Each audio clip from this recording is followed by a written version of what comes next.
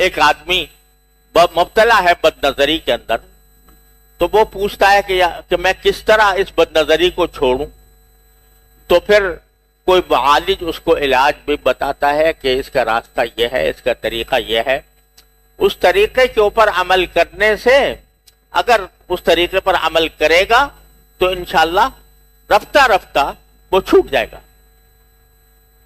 وہ طریقے اگر ہم باہم بیٹھ کر، ایک ساتھ بیٹھ کر ان کا مذاکرہ کریں اور ان کو آپس میں ایک دوسرے سے ذکر کریں، تو کچھ بعید نہیں ہے کہ اللہ تبارک و تعالی ان کے ذریعے ہمیں اس بلا سے نکال دے۔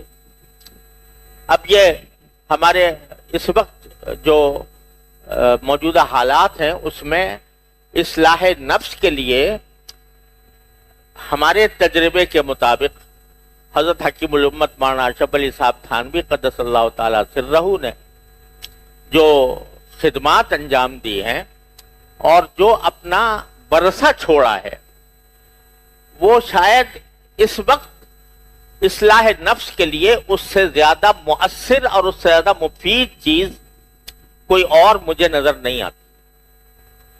ان کے ہاں ایک مستقل سلسلہ ایسا رہا کہ لوگ ان کے پاس جاتے تھے، ان کی صحبت میں رہتے تھے، ان کے ساتھ اصلاحی تعلق قائم کرتے تھے، اس اصلاحی تعلق کے نتیجے میں اپنے حالات بیان کرتے تھے کہ میرے ساتھ یہ معاملہ ہو رہا ہے، میرے ساتھ یہ معاملہ ہو رہا ہے، مجھے اس گناہ کی طرف رغبت ہو رہی ہے، مجھے اس گناہ کا دھیان ہو رہا ہے۔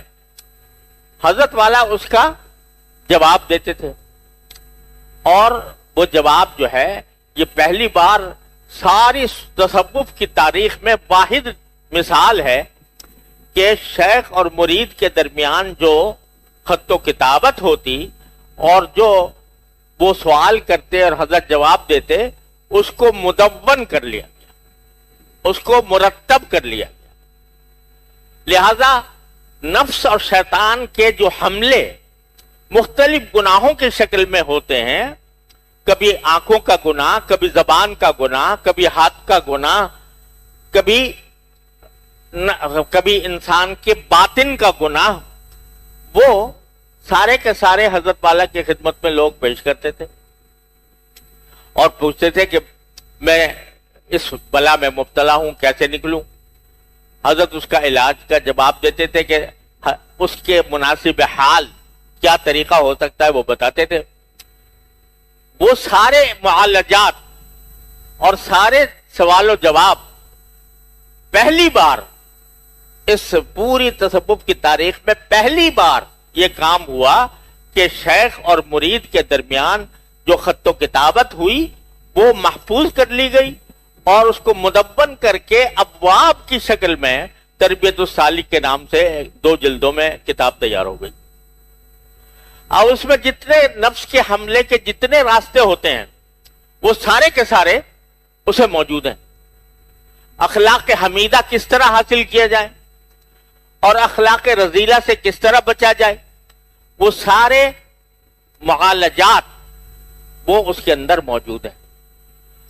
تو اللہ تبارک و تعالیٰ نے حضرت والا سے یہ تجدیدی کام لیا کہ ہم جیسے لوگوں کو جن حالات سے سابقہ پیش آتا ہے اور نفس و شیطان کے جن مقائد سے ہم دوچار ہوتے ہیں، ان میں سے کوئی چیز ایسی نہیں ہے جس کا کہ اس میں علاج موجود نہ ہو اور اس کو لوگ عمل کریں تو اس سے بچ سکتے ہیں۔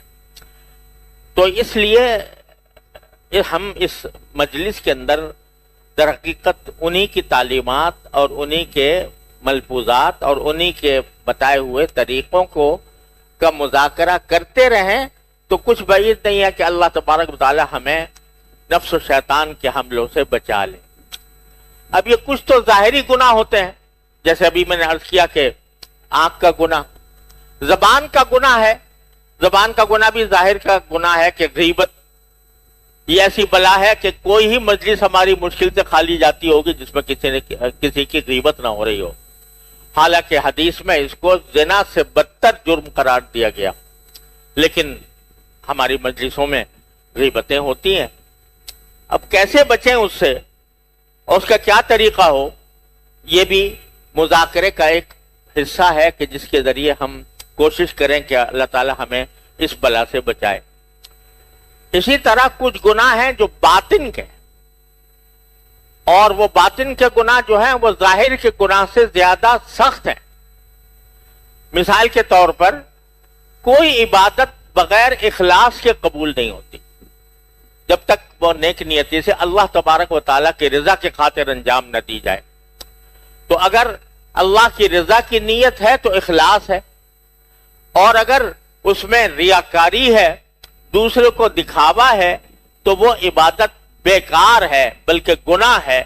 بلکہ بعض روایتوں میں اس کو شرک سے تعبیر کیا گیا ہے کہ من صلی یرائی فقد اشرک باللہ، جو ریاکاری کے لیے نماز پڑھے اس نے گویا اللہ کے ساتھ شریک کیا مخلوق کو۔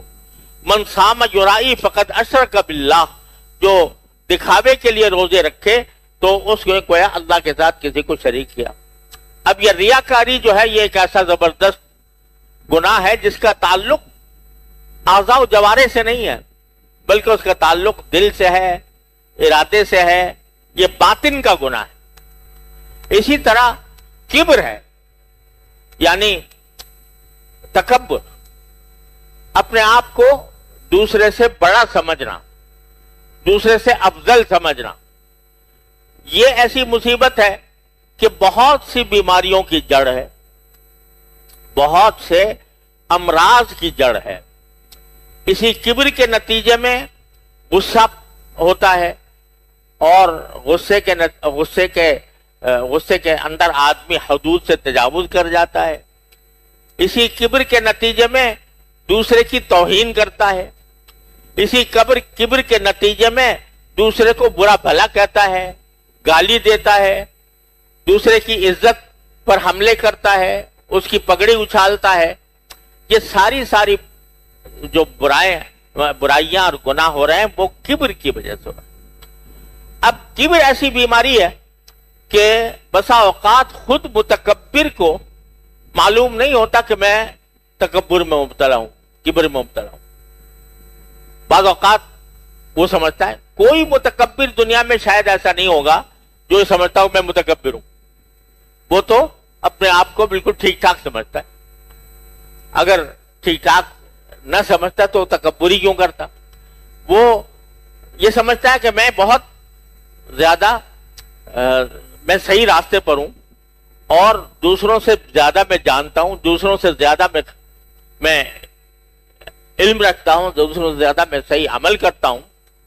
یہ کبر کی بیماری اگر پیدا ہو جاتی ہے تو خود انسان کو اس کا بسا اوقات پتہ نہیں لگتا۔ تو کیا ہوتا ہے کہ اس میں جو شیخ ہوتا ہے یا جس سے کہ جو معالج ہوتا ہے وہ پہچانتا ہے کہ اس میں کبر ہے یا نہیں ہے، اور پھر اس کا علاج بھی تجویز کرتا ہے۔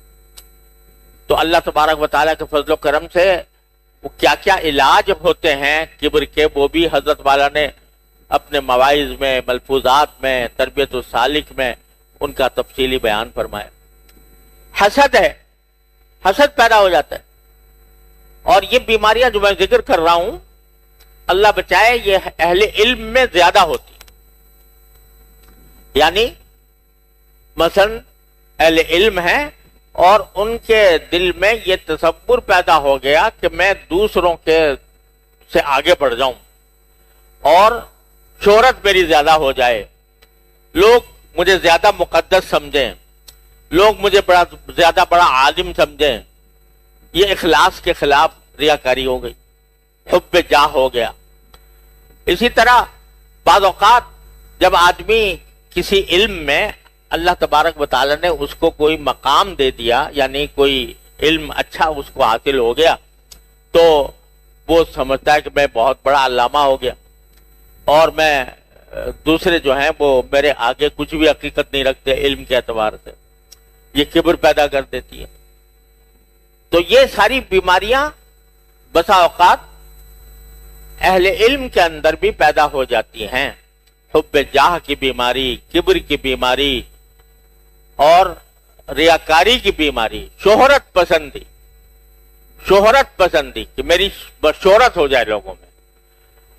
اور حدیث میں رسول کریم صلی اللہ علیہ وسلم نے جا فرمایا من سمع سمع اللہ بہ، جو شخص اپنی شہرت کی کوشش کرتا ہے تو اللہ تعالیٰ اس کی بدنامی کر دیتے، وہ بدنام ہو جاتا آخرت میں.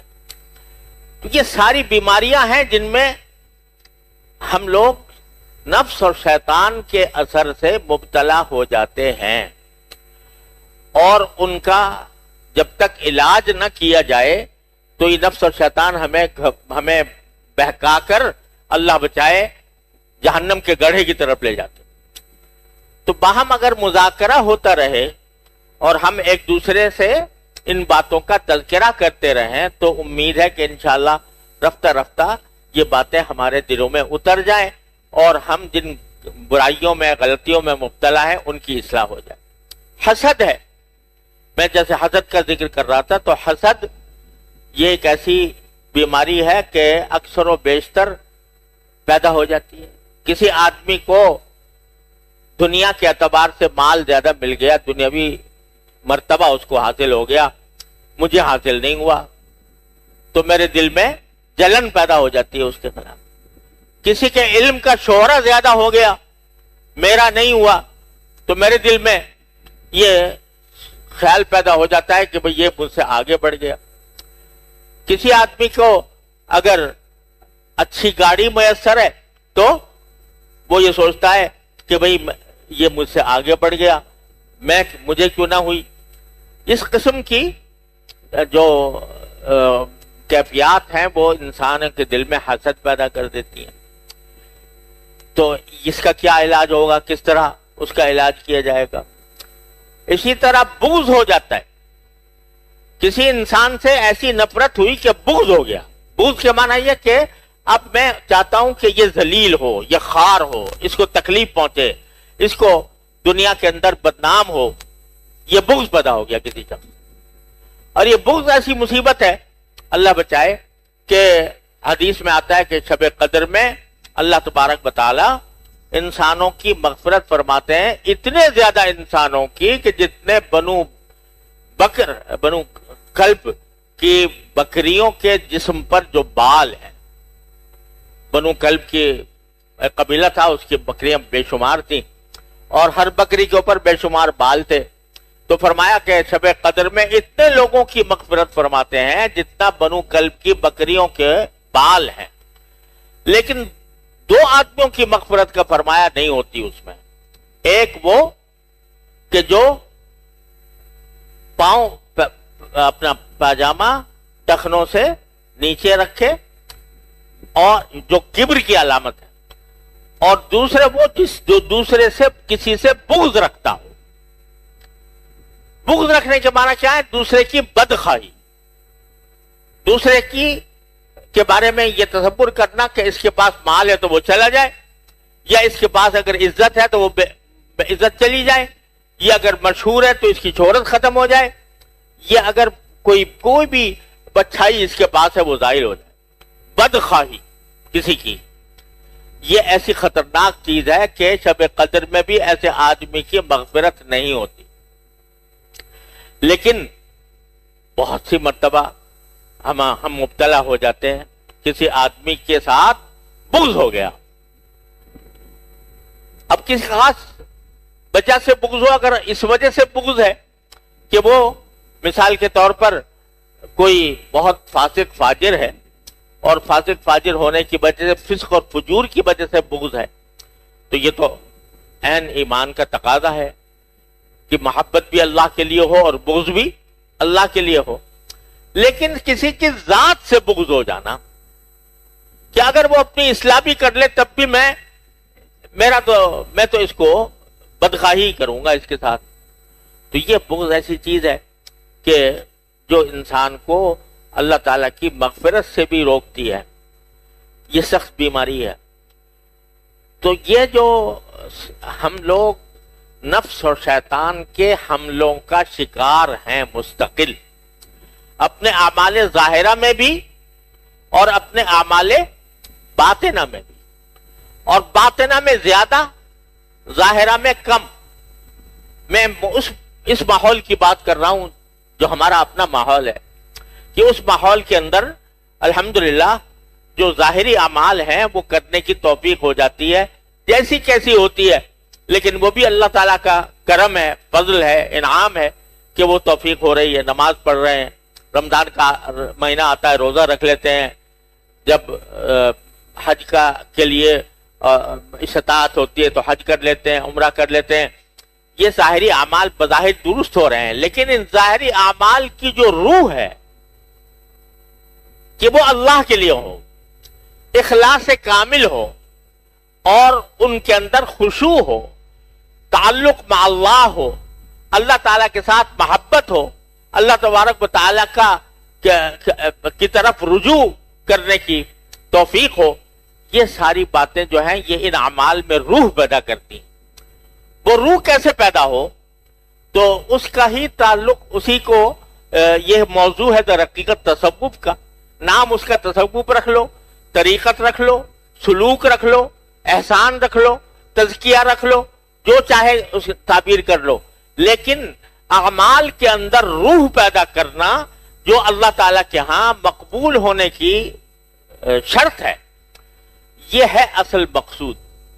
اسی طرح ان گناہوں سے بچنا کہ جو ظاہر کے گناہوں سے بھی بچنا اور باطن کے گناہوں سے بھی بچنا، یہ ہے دوسرا عظیم مقصود۔ اس کو کس طرح حاصل کیا جائے، اس کے کچھ طریقے ہیں جو بزرگوں نے بتائے ہیں، اس کے طریقے ہیں جن کی تلقین فرمائی گئی ہے، اور خاص طور پر حضرت حکیم الامت قدس اللہ تعالیٰ سرہ کے مواعظ میں، ملفوظات میں، ان کے خطوط میں یہ چیز موجود ہے۔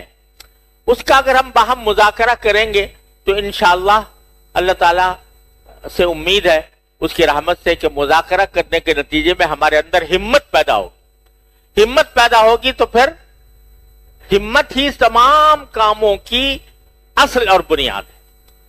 جہاں کہیں غلطی ہوتی ہے یا شیطان اور نفس کا غلبہ ہوتا ہے، وہ اس وجہ سے ہوتا ہے کہ ہمارے اندر ہمت نہیں، شیطان کا مقابلہ کرنے کی، نفس کا مقابلہ کرنے کی طاقت نہیں ہے۔